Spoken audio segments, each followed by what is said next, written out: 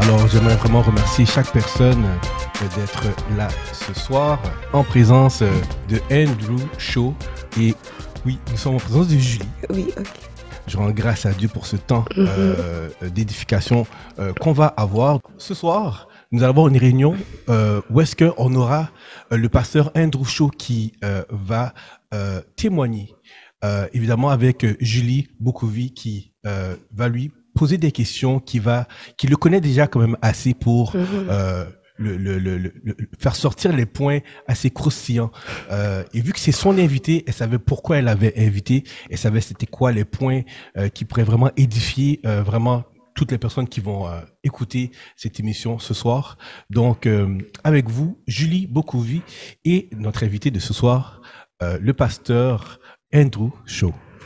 Alors, merci Nerdy pour cette introduction. Bonsoir tout le monde. Bonsoir Andrew. Bonsoir. Alors, c'est vraiment un plaisir de faire cette entrevue, sachant que ça va être une partie témoignage, puis une partie aussi questions-réponses. Et pour commencer, Andrew, j'aimerais que tu nous parles de ton témoignage. Je sais que en fait, tu le dis souvent sur plusieurs plateformes, mais chaque témoignage est différent là on le dit. Donc, de toute façon, tu peux commencer, puis moi, je vais rebondir sur certains points. Donc, on va commencer dès le début, savoir comment tu as donné ta vie au Seigneur. Donc, même avant ça, qu'est-ce qui s'est passé? Puis, puis voilà. Et ceux qui ne connaissent pas Andrew, en fait, le pasteur Andrew est le pasteur de Jésus Mon Refuge Montréal. C'est vraiment quelqu'un qui est généreux, qui donne de son temps, de ses finances, qui aide les gens, qui est vraiment passionné par l'évangile. Et ce soir, vous allez vraiment être bénis par tout ce qui va en sortir. Donc, Amen. Merci beaucoup, Julie, et merci, Nardi, pour cette invitation. Et je suis vraiment privilégié d'être là parmi vous aujourd'hui. Alors, je vais vous raconter un peu de mon témoignage. Je suis né ici à Montréal, Canada. Mes parents sont coréens, mais je suis né ici. Et quelque chose s'est passé à l'âge de 3 ans. Un événement s'est passé qui m'a beaucoup affecté. C'est cette histoire, je partage souvent. Mon père travaillait dans un dépanneur et malheureusement, il a été assassiné durant un vol. Il y avait des gens qui sont venus pour voler de l'argent et mon père a résisté et malheureusement, on l'a tiré dessus et il a été assassiné ce jour-là. Et j'avais juste 3 ans. Alors, j'ai pas beaucoup de mémoire de mon père et j'étais pas trop affecté émotionnellement. Par contre, quand je regarde à ma vie, j'ai vu que ça a eu un grand effet dans ma vie. Pourquoi je dis ça? Parce que pendant que je grandissais dans mon enfance et mon adolescence, j'avais beaucoup de haine dans mon cœur, beaucoup de colère dans mon cœur. Je suis devenu très rébellieux et aussi j'étais très facilement influencé. Et durant ce temps-là, je vivais dans un quartier il avait beaucoup de drogue, de crimes, des mauvaises influences autour de moi. Et c'est à cause de cela que j'ai commencé à faire de la drogue à 11 ans. J'ai commencé à devenir très violent. J'étais très colérique et j'ai causé beaucoup de souffrance à ma mère. Mais ma mère était quelqu'un qui priait. Alors, elle a beaucoup prié pour moi. Et grâce à ces prières, je crois que Dieu a travaillé quand même dans ma vie. Et ma mère, elle était tellement désespérée parce que elle élevait 2 enfants seule quand mon père a été assassiné. Elle travaillait 2 emplois. Et même au-delà de ça, ses enfants étaient rébellieux. Ils faisaient la drogue. Ils faisaient des crimes. J'ai même eu des problèmes avec la loi. Et ma mère, ce qu'elle a fait, elle m'a envoyé dans une école pensionnat où on dormait là-bas pour éviter des problèmes dans ma vie. Et c'est vrai que ça m'a aidé à me protéger des choses qui pouvaient m'amener soit en prison ou même la mort. Et ça m'a protégé dans cet aspect. Par contre, j'étais toujours très violent, très colérique. Même dans cette école, on m'a envoyé dans des cours psychiatriques pour mes problèmes de colère et même en addiction à la drogue. Mais rien de cela pouvait m'aider. Mais un jour, quand je suis revenu à Montréal, il y avait un événement qui m'a beaucoup impacté et je suis parti à une retraite spirituelle. Ma mère, quand j'étais jeune, elle me forçait toujours à aller à l'église. Et je crois que ça a quand même ça a implanté des semences dans mon cœur, même si ça ne se voyait pas. Et après un moment, j'ai quitté l'église, mais quand j'avais fini le secondaire et j'ai commencé à aller au cégep, je suis revenu à Montréal et je suis parti à cette retraite-là. Et je sais que c'était un événement, c'était comme un combat spirituel parce que le diable voulait pas que j'aille à cette retraite. Ok. Et je me souviens ce jour-là, quand on était en chemin, Oui. on était sur l'autoroute et mon frère conduisait et on a eu un accident sur l'autoroute. Alors, cet événement-là, ça m'a presque empêché même à aller à cette retraite-là. Mais par la grâce de Dieu, les gens à la retraite, ils ont entendu l'histoire et tout le monde a commencé à prier. Ok. Et par la grâce de Dieu, on a finalement arrivé à cette retraite-là.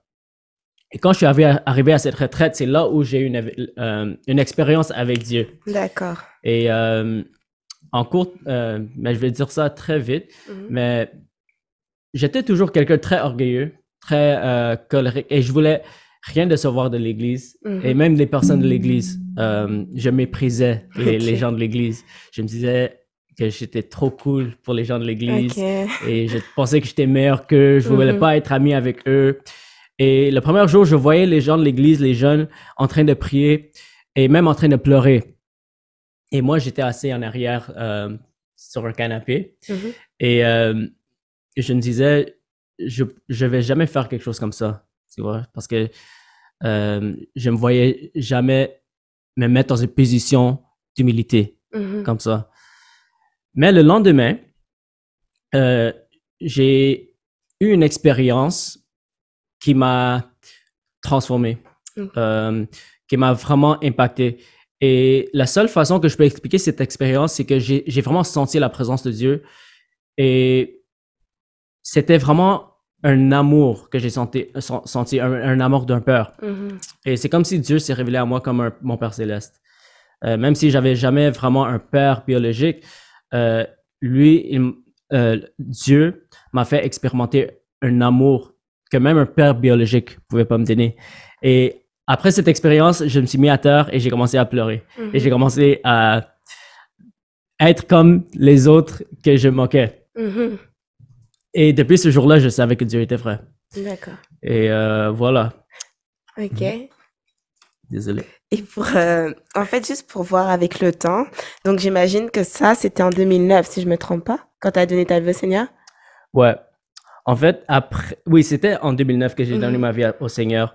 Par contre, cet événement-là, c'était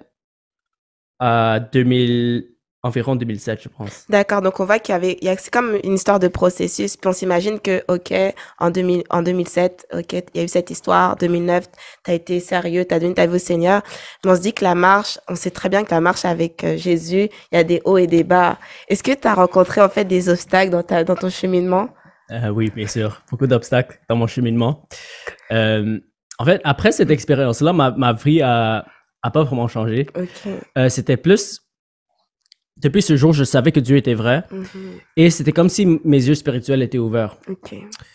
Mais après, c'était un processus. J'ai continué à fumer la drogue. Okay. J'ai commencé à vivre dans le péché. J'ai continué à vivre ma vie. Juste pour qu'on arrive à se situer dans le temps, ça veut dire, donc 2009, tu as donné ta vie au Seigneur, puis après même ça, tu as continué en fait, tu n'as pas changé radicalement. Okay.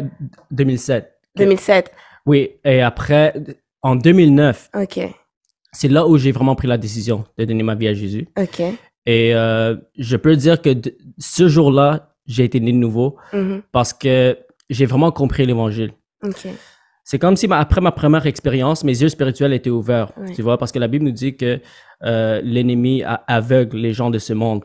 Mais c'était comme si, quand j'ai eu cette expérience, c'était comme si mes yeux spirituels étaient ouverts, mais j'ai pas encore pris la décision de vraiment donner ma vie à Jésus. Mais après, la première expérience, j'ai commencé à aller à l'église, j'ai commencé à comprendre l'Évangile. Et quand j'étais assis à l'église, maintenant, j'écoutais vraiment. Et avant, j'étais vraiment, soit j'étais sous l'influence de la drogue, soit je pensais au basket ou à autre chose.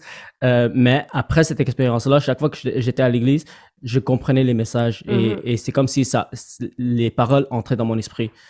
Et c'est après cela que, une fois que j'ai vraiment compris l'Évangile, j'ai vraiment compris que Jésus est le Fils de Dieu, qu'il est mort pour mes péchés, qu'il est ressuscité de la mort et il est le seul chemin pour aller au paradis et qu'il a pris le jugement de Dieu pour moi.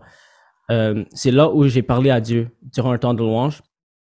J'ai dit, Seigneur, je crois que tu as envoyé ton fils Jésus pour mourir pour mes péchés et je crois que tu as conquis la mort. D'accord. Et ça, tu vas me dire, ça, c'était encore quelques mois, quelques années après. Donc, ce qui est bien, en fait, en t'écoutant, c'est qu'on sent que, tu sais, des fois, on connaît même des personnes de notre entourage, notre famille, on dit, ah oui, il a donné sa vie au Seigneur, mais on comprend pas pourquoi il n'arrive pas à appliquer. Mais pour certaines personnes, c'est une question de processus. Voilà. Puis toi, tu fais partie de ces gens, en fait, c'est vraiment, c'est plutôt étape par étape. Oui. Et là, donc, tu nous dis ça. Donc, après, je sais que, quand on est chrétien, il y a toujours des hauts et des bas, puis on s'accroche à la parole. Mais toi, il y a un événement qui s'est passé en 2019. C'est en 2020, non, 2020, excuse-moi, en 2020 où tu as été ordonné pasteur. Donc ça a été vraiment quelque chose qui a changé, qui a même transformé même ta vie, ta manière de faire. Donc est-ce que tu peux nous dire en fait ton sentiment, qu'est-ce qui s'est passé et comment tu l'as vécu Oui, quand j'ai donné ma vie à Jésus, une chose que Dieu m'a révélée, c'était... Mais d'abord, Dieu m'a vraiment donné un faim pour la parole et aussi un zèle et une passion pour la prière. Et pendant que je lisais la Bible, je priais, j'écoutais des prêches, j'étais vraiment faim pour la parole de Dieu. Une chose qui m'a révélé, c'est la réalité de l'éternité. Et quand j'ai compris la réalité de l'éternité, la réalité que l'enfer existe réellement, que le paradis existe réellement, et que Jésus est vraiment le seul chemin. Une fois, je me rappelle de ce jour, je priais à Dieu et je lui demandais qu'est-ce que je dois faire avec ma vie. Maintenant que j'ai cette révélation, qu'est-ce que tu veux que je fasse avec ma vie? Parce que j'étais pas quelqu'un de talentueux, j'avais pas de carrière ou j'avais pas de don spécial. En plus, j'étais quelqu'un de très timide. Et j'ai parlé à Dieu. Et ce que j'ai senti, j'ai cru entendre dans mon esprit, c'est que la raison pour laquelle je vis, c'est de gagner le maximum d'âmes possible pendant que je suis sur la terre. Parce qu'une chose que j'ai compris, que cette vie sur la terre, c'est vraiment un vapeur. Mais toute chose qu'on fait sur cette vie, ça détermine l'éternité. Ça détermine ton propre éternité et aussi les éternités des autres. Et après, je me suis dit, tu sais quoi? Même si j'ai peur, même si j'ai pas de don spécial, même si je suis pas qualifié, je vais faire tout ce que je peux pour gagner le maximum d'âmes possible. Et c'est là que je suis devenu un fou pour Jésus. Oui. J'avoue, je suis passée trop vite dans ton témoignage. Excusez-moi, là, j'étais assoiffée de plus. Mais c'est vrai que cette période était importante. C'est quand t'étais dans les rues, t'étais dans les métros, t'étais tout le temps dehors, été, hiver, sous la neige, t'étais vraiment là. Donc oui, si tu veux, avant de passer par le côté pastoral et tout, on va parler de ce moment de ta vie qui a tout changé aussi. Puis t'as fait des rencontres, t'as rencontré beaucoup de gens. Et donc ouais, je te laisse. Ouais, parce que c'est important d'expliquer cette partie-là parce que ça fait partie du chemin, comment je suis devenu pasteur. Parce que si je n'ai pas passé par ce chemin-là, j'aurais jamais devenu pasteur. Exactement. Alors, quand je suis devenu j'ai décidé de vraiment me mettre à fond pour gagner les âmes, là, j'ai commencé à essayer toutes les stratégies. Je cognais aux portes de mes voisins, je partageais l'évangile, j'ai commencé à aller dans les rues.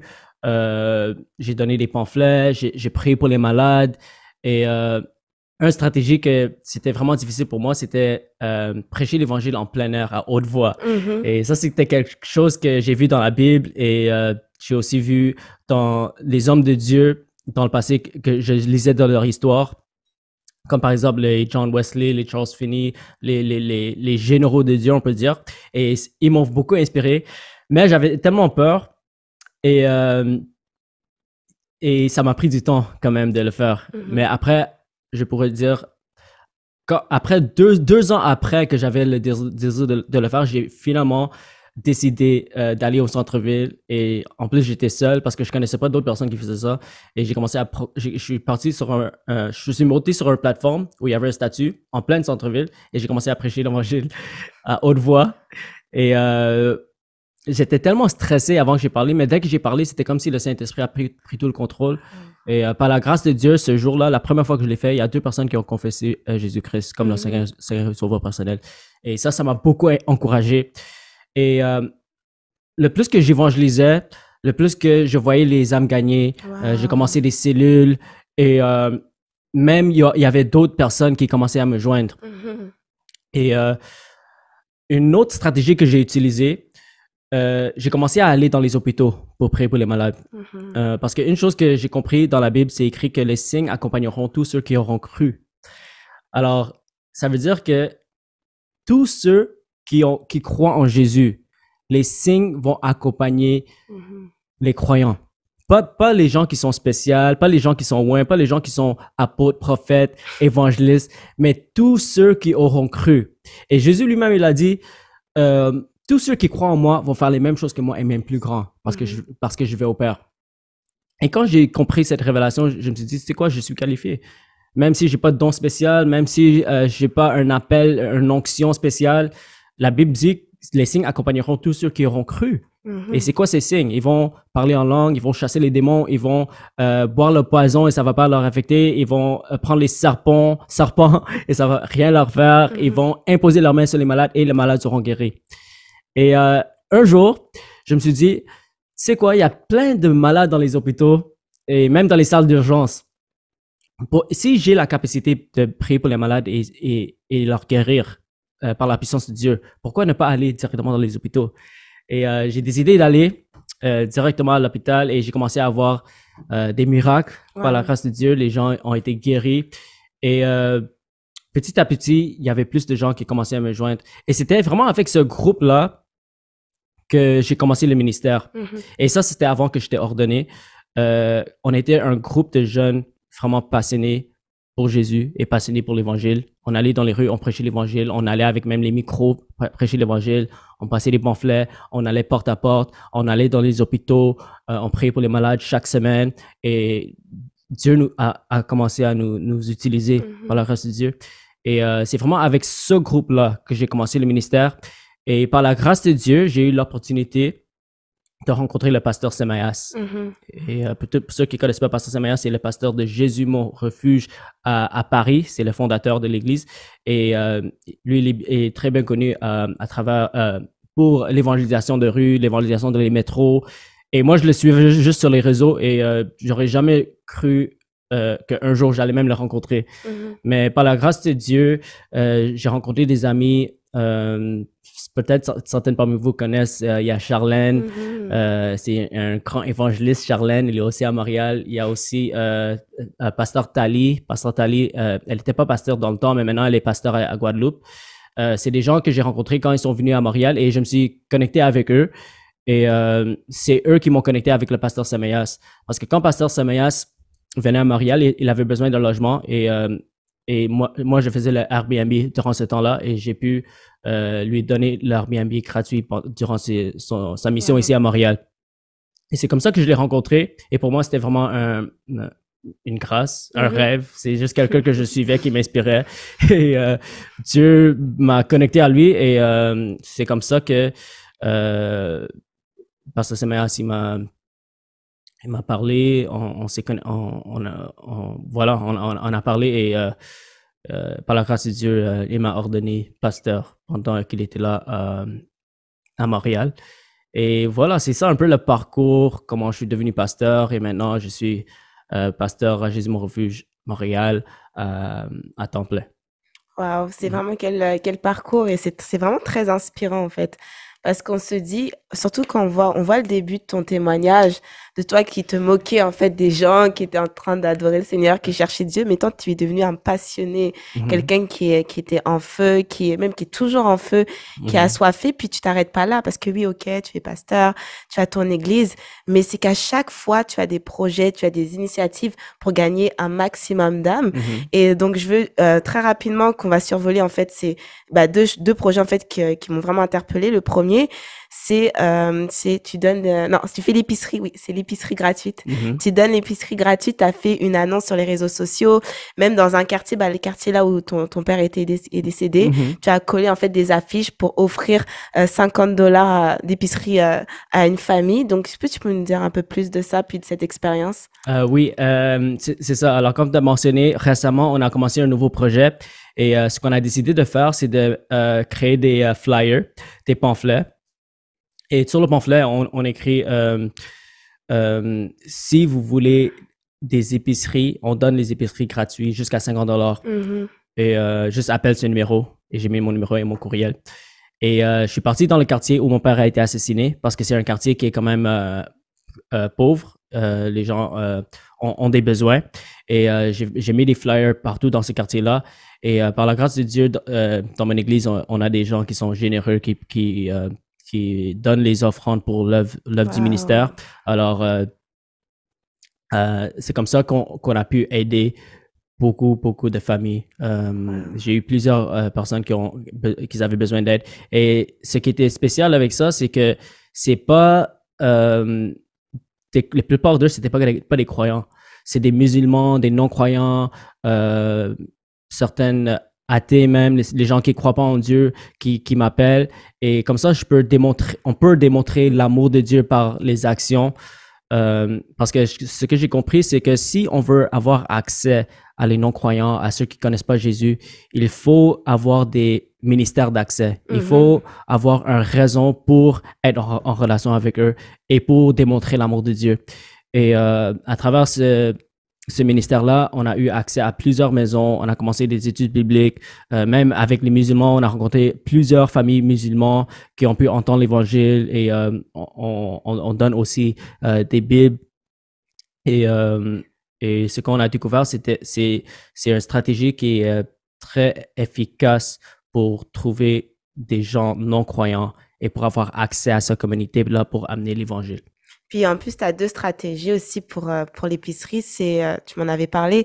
C'est la première, c'est soit ils envoient une liste, puis toi, tu vas faire l'épicerie, tu leur donnes, puis tu prends du temps avec eux, tu vas chez eux, tu pries, tu parles. Déjà, tu t'apprends à les connaître. Le plus important, c'est ce qui est bien, c'est qu'on oublie que oui, on amène l'évangile, mais on a besoin de tisser des liens avec les personnes, donc prendre du temps d'échanger. Puis la deuxième stratégie que je trouve qui est vraiment bien, c'est que tu vas chercher ces personnes, puis c'est eux-mêmes qui vont faire l'épicerie, puis après, à la fin, tu arrives, tu payes pour eux et tout. Ouais. Mais c'est aussi un moment de partage parce que tu peux que parler avec eux. Puis, voilà. Est-ce que tu as une histoire comme une anecdote ou à nous raconter, un passage, une rencontre qui t'a beaucoup marqué ou bouleversé?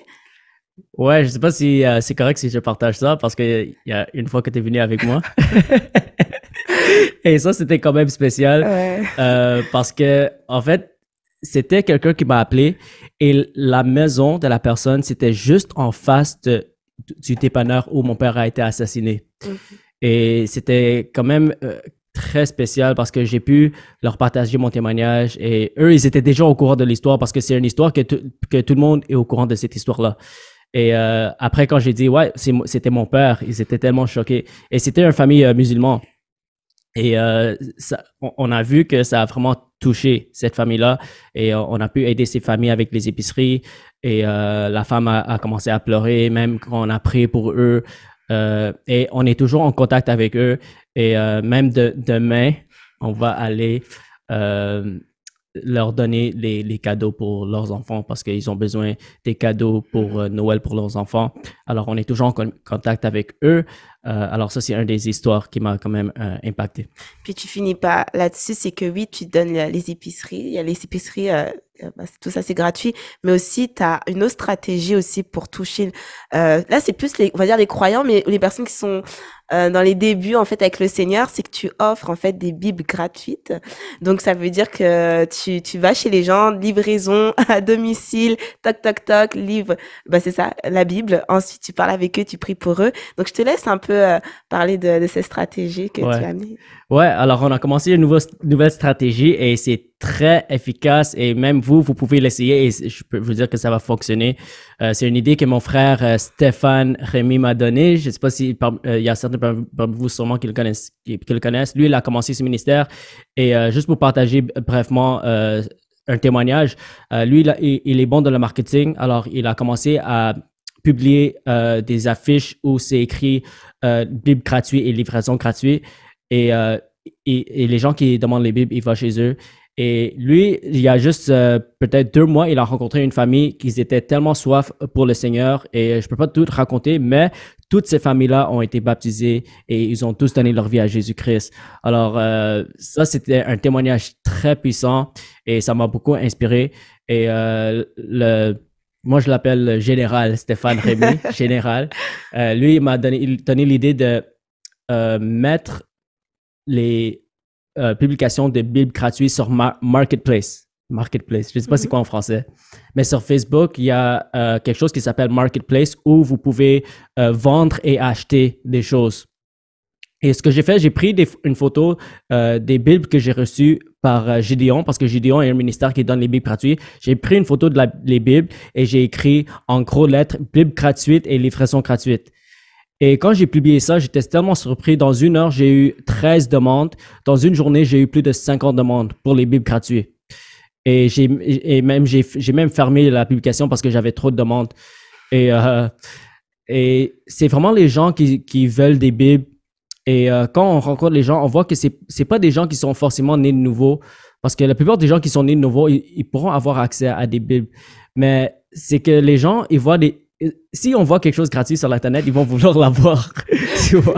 Alors souvent, c'est des gens qui sont pas vraiment en fond avec le Seigneur, des catholiques, des baptistes, les gens peut-être qu'ils sont chrétiens par nom, mais ils veulent savoir plus de l'Évangile.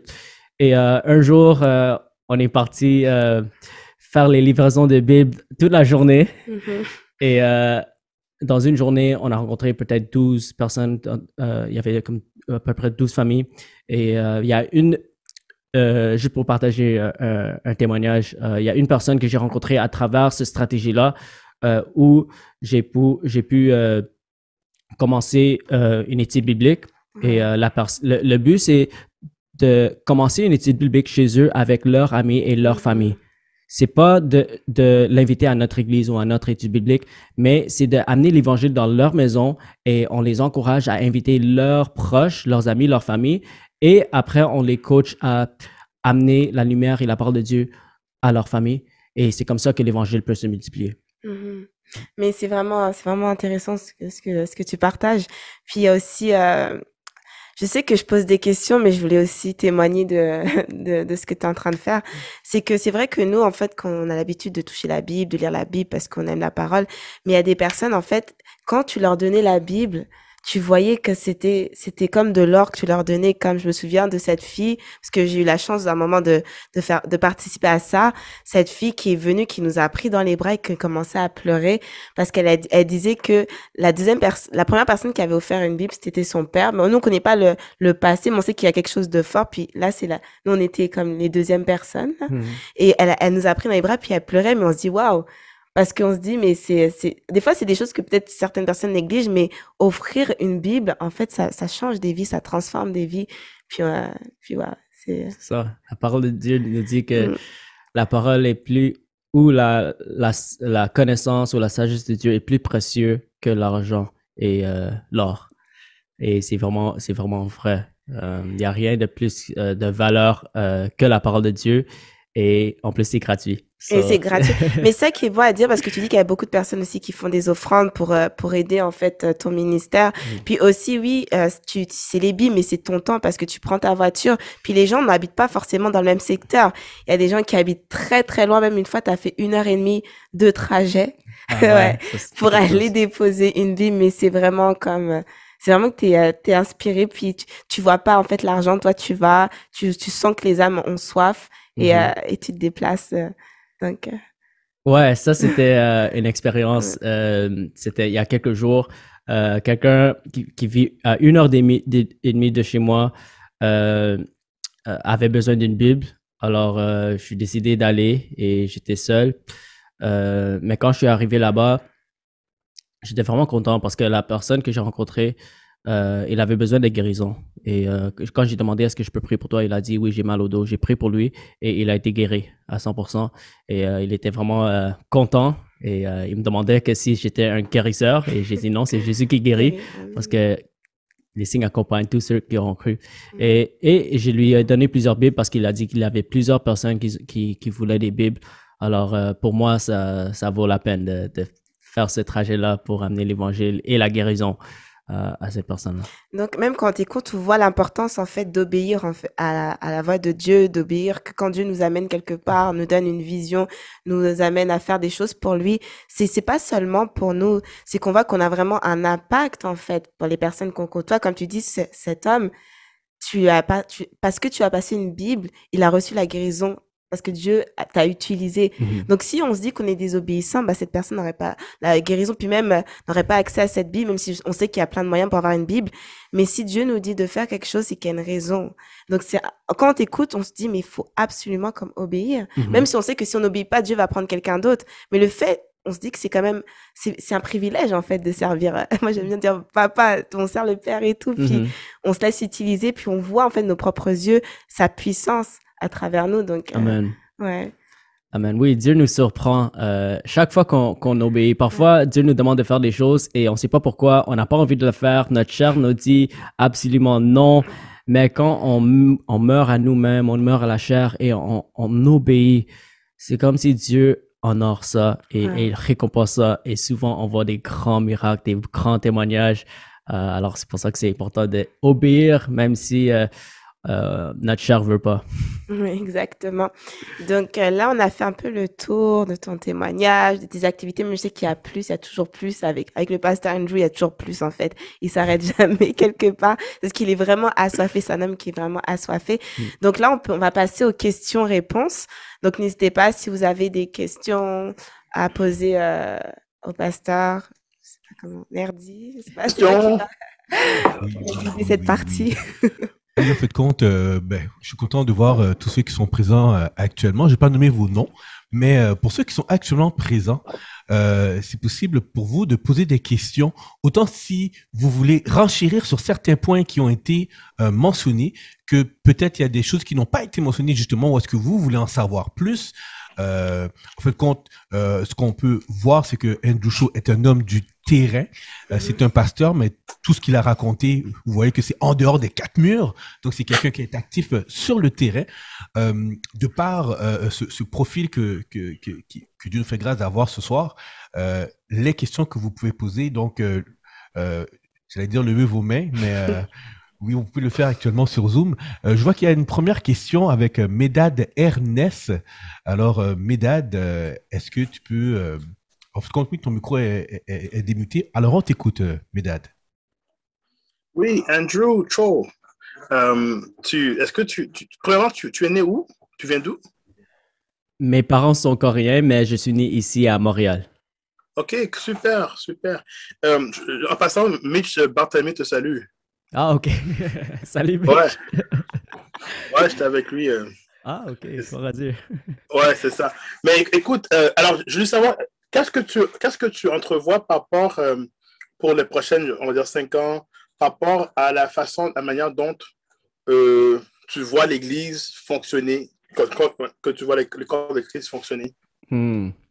Ah, ça, c'est une très bonne question. Et récemment, j'ai prié beaucoup pour une vision claire. Et je crois que Dieu m'a vraiment donné une vision. Et ma vision vraiment au long terme, c'est de voir tout Montréal gagner pour Jésus, de voir tout le Québec gagner pour Jésus, de voir tout le Canada gagner pour Jésus. Et je crois que ça peut seulement se faire à travers la multiplication. Et si on continue à faire selon la manière ou les stratégies qu'on fait, on va toujours avoir les mêmes résultats. Et tout récemment, j'ai vraiment compris que les stratégies bibliques sont les plus efficaces. Et les stratégies bibliques, c'est les stratégies de multiplication des disciples et multiplication d'églises. Alors pour moi, ma vision pour le corps de Christ, c'est qu'on commence à mettre en pratique les stratégies de multiplication et d'implantation d'église. Alors, non seulement on va inviter des gens à notre église, mais on va implanter des églises là où ils sont. Dans chaque domaine, que tu sois dans la musique, que tu sois dans les arts, que tu sois dans le business, que tu sois dans, tu travailles dans les médecins. Je crois que c'est important qu'on comprenne que on est la lumière du monde et l'Église doit comprendre que on doit se multiplier. C'est pas le plus important, c'était pas de grandir notre église, notre bâtiment, nos membres, mais le plus important, c'est de grandir le corps de Christ et de se multiplier et de se propager partout dans la ville, partout dans la province, partout dans le pays et partout dans les nations. Alors pour moi, dans 5 ans, je vois un mouvement de multiplication de disciples, un mouvement d'implantation d'église, un mouvement de réveil à Montréal, à Québec, à Canada. Et ça va se faire au nom de Jésus. Amen. Yeah. And to follow up, do you see a lot more home groups or home cells? Excuse-moi français. Est-ce que tu vois plus les maisons, comme les maisons, les églises maisons, les cellules maisons, plus comme vraiment la manière qu'on va grandir, justement se multiplier de manière plus organique? Ça, c'est une très bonne question. Et récemment, j'ai lu beaucoup de documents ou documentaires sur les réveils qui se passent dans différents pays dans le monde. Si on prend l'exemple de la Chine est un des pays où il y a le plus grand réveil qui se passe en ce moment. Statistiquement, il y a 10 000 personnes qui donnent leur vie à Jésus tous les jours en Chine. Et comment ça se fait? C'est à travers l'église souterraine. Alors, c'est pas forcément dans les bâtiments, ça peut être dans les maisons, ça peut être dans les lieux cachés, mais le fait qu'ils sont forcés à se multiplier, ils sont forcés à faire des cellules dans les maisons, ils sont forcés à élever des leaders, ça a fait un effet où ça a amené un grand réveil. Alors oui, je crois que les églises et les cellules maison, c'est essentiel, mais en même temps, les églises bâtiments on fait aussi beaucoup de bien. Il y a des pros and cons for each. Et dans notre contexte, à l'Ouest, à Montréal, que ce soit au Canada ou à Amérique ou même Europe, c'est vrai qu'il y a des églises bâtiments qui ont fait beaucoup de bien. Beaucoup entre nous ont donné nos vies à Jésus à travers les églises bâtiments. Alors, ça peut aussi être utilisé dans notre contexte, mais c'est important de garder cette stratégie de multiplication et les bâtiments sont très difficiles à se multiplier. Ça prend des années et des années pour multiplier des églises bâtiments. Si on ajoute les finances ou tous les différents aspects qui sont autour des églises traditionnelles. Mais dans l'autre sens, si on fait les églises maison, ça se multiplie beaucoup plus rapidement et les disciples sont plus efficacement formés dans un contexte où il y a moins de personnes et où on est encouragé à implanter des églises dans notre milieu et dans nos quartiers. Et finalement, je vais partir. Finalement, c'est parce que je crois aussi que quand on a plusieurs petites maisons, tout ça, ça responsabilise chacun et chacune vraiment d'exercer leurs dons et de grandir dans leur capacité et de prendre de maturité. Et je crois que c'est quelque chose qui est très important dans l'idée de réveil et de réforme. Si on parle de réveil, il faut penser à réforme. La formation, il faut retourner aussi des fois à des modèles, à des idées de Dieu qui étaient là à la base, qui ont permis à l'Église à vraiment grandir, non seulement en nombre, mais en qualité et de puissance. Amen. Merci pour ton intervention. Je laisserai d'autres personnes parler. Moi, je suis, en passant, Andrew, my name is Maydad. Donc, si jamais il y a d'autres personnes qui ont des questions. Oui, il y a Cindy et Nadège. Oui, c'est vrai. Ben, oui, c'est vrai. C'est Cindy avant Nadège. Donc, Cindy, c'est à toi. Tu as déjà commencé à parler en plus. Donc, Cindy, la place est à toi pour tes questions. Écoute, merci pour ton témoignage, Andrew. J'ai eu la grâce de participer à une de tes évangélisations dans le métro. D'ailleurs, Nadège était là ce jour-là, je pense. Et puis, il y avait eu la guérison et tout. C'était vraiment un moment béni, vraiment. Et puis, et je crois beaucoup aux cellules maison parce que moi-même, j'ai fait partie de ces gens-là qui ont commencé à faire des études bibliques dans une maison avant même d'aller dans une église. Donc, c'est comme ça que moi, j'ai commencé à cheminer, si tu veux, avec le Seigneur. Et quand je regarde comment c'était au début dans les cellules maison, et maintenant commencer dans le bâtiment, c'est vraiment des expériences totalement différentes. Et je crois qu'on crée beaucoup plus de connexions et comme Medad disait, on développe beaucoup plus les dons lorsqu'on est dans des cellules maison. Et vraiment, là, j'adore les stratégies là, qui ont été appliquées. Moi-même, je vais appliquer ça moi-même là. Amen. Vraiment, c'est des très bonnes stratégies d'aller donner des Bibles ou même donner l'épicerie. C'est vraiment des choses à faire. Amen, amen. Wow, gloire à Dieu. Ça m'encourage beaucoup. Merci beaucoup. Amen, amen, amen, amen. Merci beaucoup, Cindy, pour ton intervention. Si jamais la question te revient, n'hésite pas, s'il te plaît. Ah oui, ça y est, c'est revenu. Bon. Alors, depuis combien de temps tu es pasteur? Je pense que j'ai manqué l'année où Julie a donné, là. Mm-hmm. Alors, officiellement, j'ai été ordonné pasteur en février 2020 ou mars 2020. Alors, ça fait à peu près 1 an et demi maintenant, presque 2 ans. En mars, ça serait 2 ans. OK. Et dans ton quotidien, combien, on va dire dans une semaine, à combien de temps tu prends justement à être sur le terrain, à faire toutes ces actions-là que tu fais à l'extérieur? Combien de temps? C'est difficile à calculer parce que... En pourcentage, c'est une moyenne. Hein. Combien de temps sur le terrain?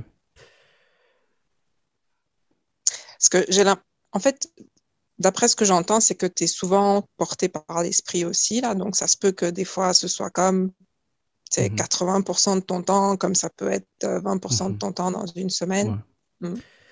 Ouais, je dirais pas 80%, en fait, parce qu'il y a aussi la prière individuelle, il y a la prière collective, il y a aussi la formation des disciples, il y a aussi les services, les réunions. Alors, toutes ces choses-là sont également importantes, je dirais. Alors, dans le terrain, en ce moment-là, c'est vraiment par besoin. Et il y a certains jours que je consacre pour répondre à ces besoins, par exemple les épiceries ou les livraisons de Bibles. Alors, j'ai certains jours que je consacre pour ça, mais après, comme tu as dit, c'est vraiment dirigé par l'esprit. Souvent, je reçois des appels des gens qui ont besoin des Bibles, des gens qui ont besoin de l'épicerie, et même d'autres personnes que j'assiste parfois quand ils veulent aussi participer dans ce projet-là. OK, merci. Très bien, très bien, très bien. Merci beaucoup, Cindy, pour tes questions et ton intervention. Il y avait aussi... Bonsoir tout le monde. Bonsoir Andrew. Bonsoir. Je tenais vraiment à te féliciter et à t'encourager pour l'œuvre missionnaire que tu accomplis à la suite du Christ. Amen. Et c'est vraiment, en t'écoutant, je vois que c'est primordial pour chacun de ne plus être des chrétiens de salon. Moi, j'appelle des chrétiens de salon ceux qui, en effet, n'accomplissent pas cet ordre suprême qui est d'aller et de faire de toutes les nations des disciples. Amen. Donc, c'est une mission qui nous a été confiée par le Seigneur.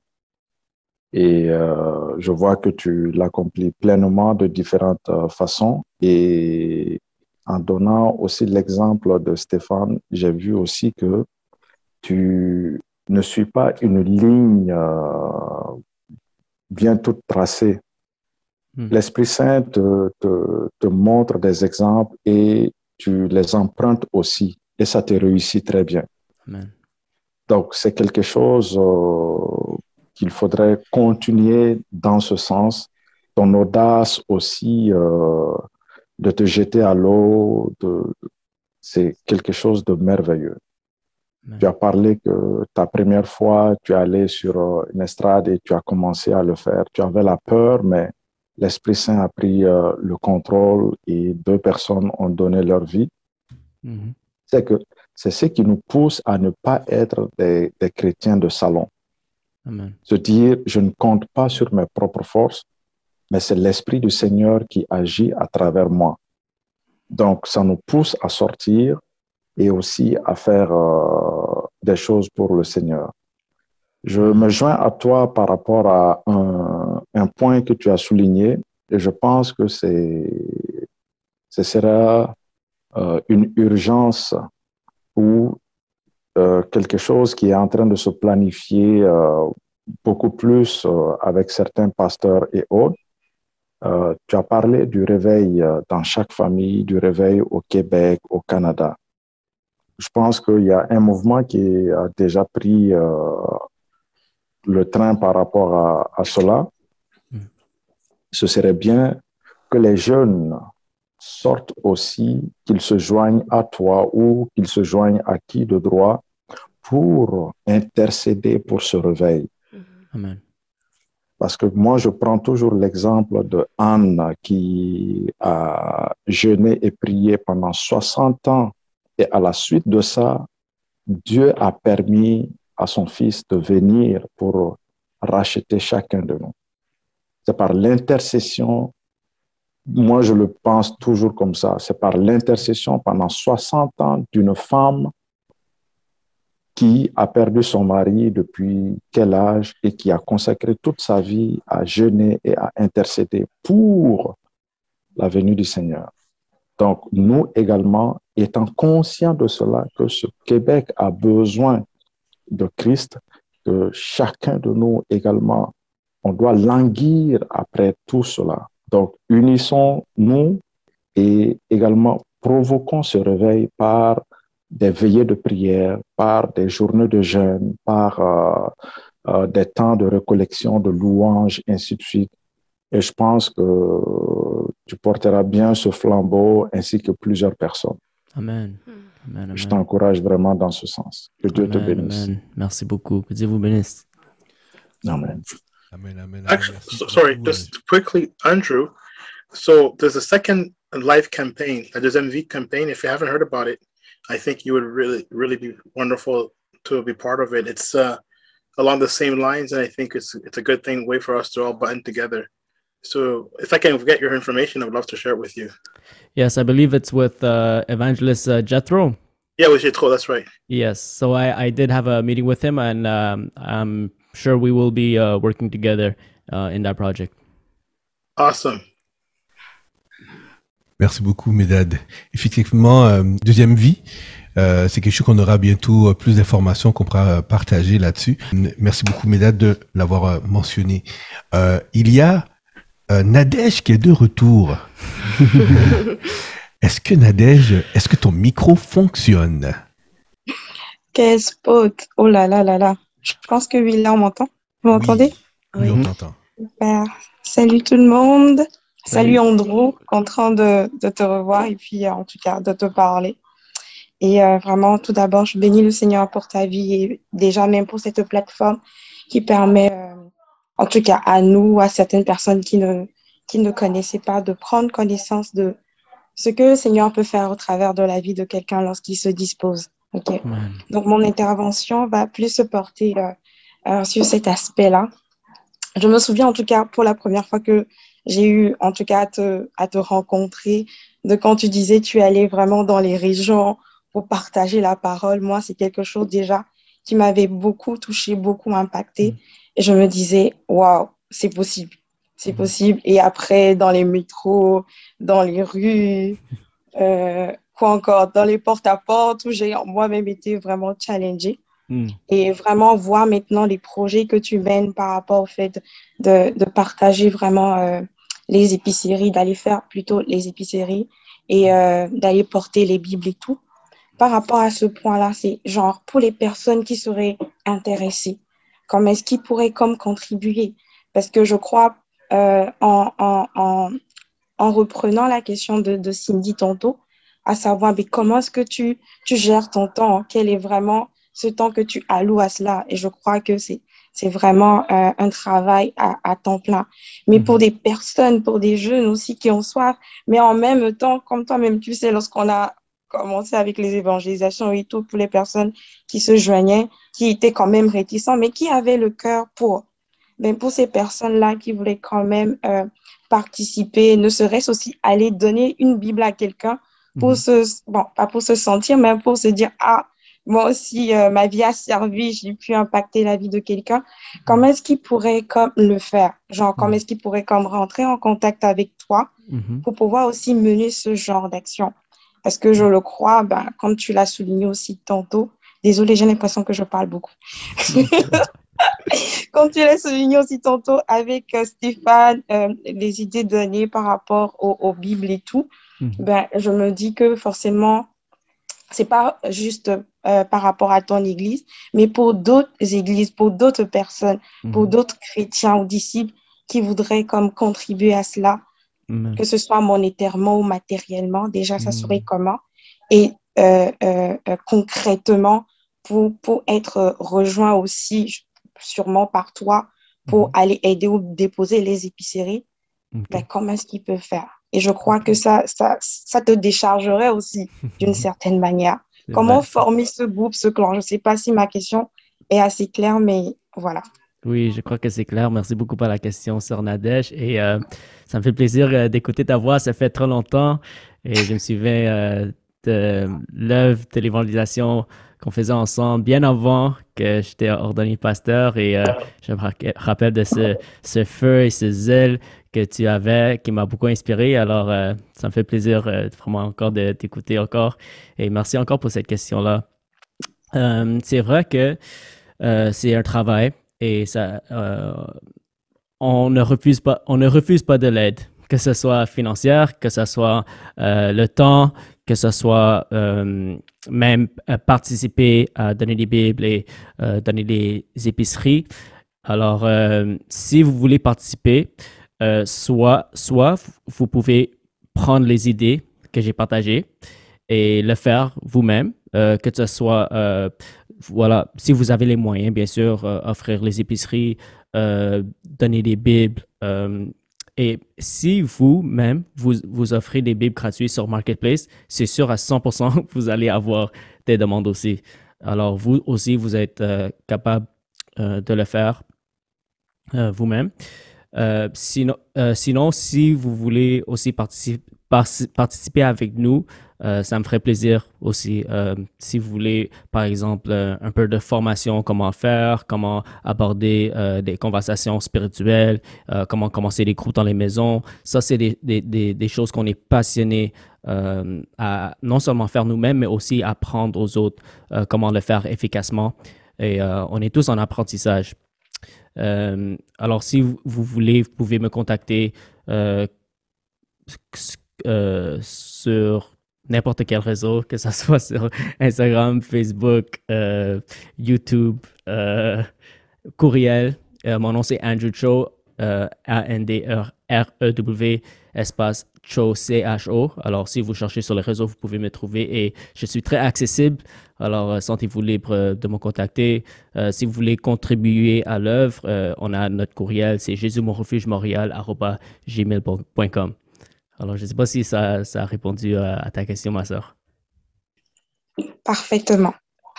Merci. Parfaitement. Et merci beaucoup, Andrew. Merci à toi.